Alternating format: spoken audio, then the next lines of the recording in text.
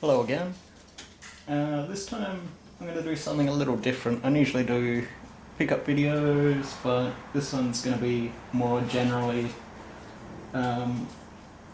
pretty much just tips of picking up stuff on the cheap where you can, gaming related, because sometimes it can be a bit expensive. So this is just some of my tips for thrift stores, garage sales, all that kind of stuff. So especially when you go into the flea market, bring small change. So I'll just show you here in my currency, which is the Australian dollar. So I've got a $2 coin there, $1 coin, 50-cent coin, and a 20-cent coin. So make sure you got plenty of those when you're going, because oftentimes I can pick up a game for a $2 coin. So can't really beat that, can I? It's probably going to cost me even more than that just to get it shipped here. So then you want to have plenty of fives if this is a. And you want to have plenty of fives. Depending on where you are, this might be different for different currencies. I'm not a currency expert, so I don't know. You probably just want a lot of the kind of smaller bills for your currency anyway. So these are just obvious examples of the Australian dollar, because I'm from Australia. So it's fives, tens. I usually don't bring too many 20s with me, but sometimes I bring a few of those as well. And I usually only bring just 150 in case there's a big purchase, or I'm buying a big lot or something like that, or finding something that I probably won't see down there again for a long time. So get yourself one of these. This is a backpack. Just saves you having to keep going back to your car if you're getting a good deal of stuff.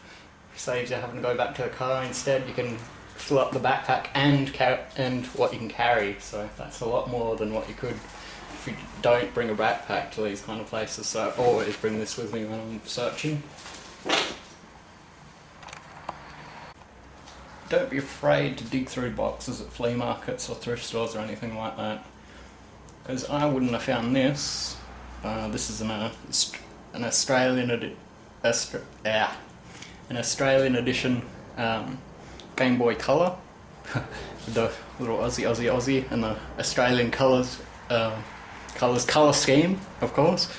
And I found this in a box of toys, and the lady only asked 50 cents for it, so I was definitely going to pick that up for 50 cents. Sadly, there's no back cover on there, so that's probably going to be a bit hard to track down, but for 50 cents for a Game Boy, I'm not going to complain about that. It's working perfectly fine. It has a few scratches on the screen and stuff like that, but it's nothing too bad.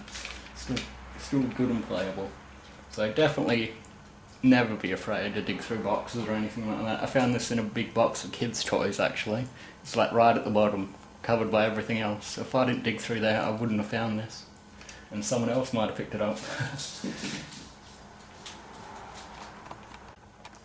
My next tip is always check the VHS section, because a lot of older people seem to not know the difference between VHS and either Master System cases or Mega Drive cases or Genesis cases if you're in the US. So always look through VHS tapes whenever you see them, because I've found plenty of Master System and Mega Drive games in there. So definitely keep a lookout for those. This is one that I found actually. This was the only game in, I think I went through maybe 10 VHS tapes, and this was just stuck on the bottom there. So always good to look through, especially if you're hitting up all these kind of places that I do on a regular basis. So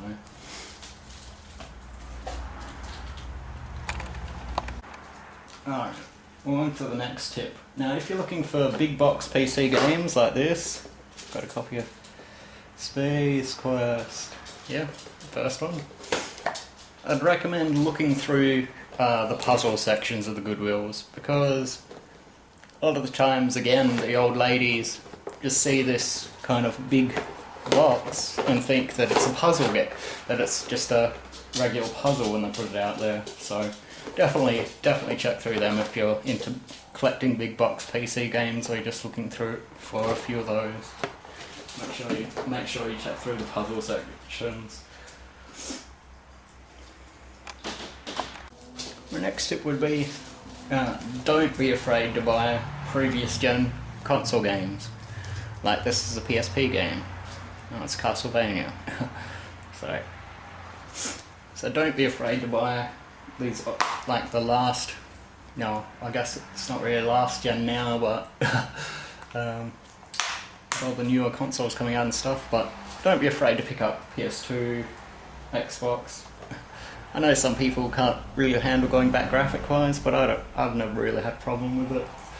Don't be afraid, just because you can get a lot of great games for really, really cheap. Like a lot of the GameStops and EB Games and JB Hi-Fi's around here, they're almost they're getting rid of a lot of their Wii games, DS games, PSP games, all that kind of stuff. So all the stuff. I think there's a few of them still have PS2 as well, but I don't think I've found any good titles of those in quite a while. So always look out for when a console's pretty much on its last legs, because that's when you're going to be finding the games for bargain prices.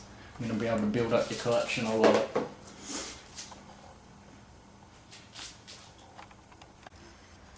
Always ask for video games at garage sales if you're going to them. I would have never found this. I'll try to give you a better view here, hold on. This PlayStation retail sign, if I didn't ask if the guy had any video games. So definitely always ask if they have video game related stuff. This is the last tip I'm going to have for this video. Is say a pawn shop has, like, they've got all their PS2 games marked to $5 each. Now that can be pretty bad, because you tend to see a lot of sports games for $5 each, but you can find good deals in there. Like you can find RPGs and stuff in those kind of places that just flat price all their games, their certain games at a certain price. So those places can be really good. I'll show you an example of one that I got. Here, because I'm in a power region, Master System did actually really well here. So paying $8 for a Master System game, for most Master System games, is a bit much, but I did find Golden Axe Warrior in this lot of Master System games that I had for $8 each. And this tends to go for about $30 to $40 on eBay still.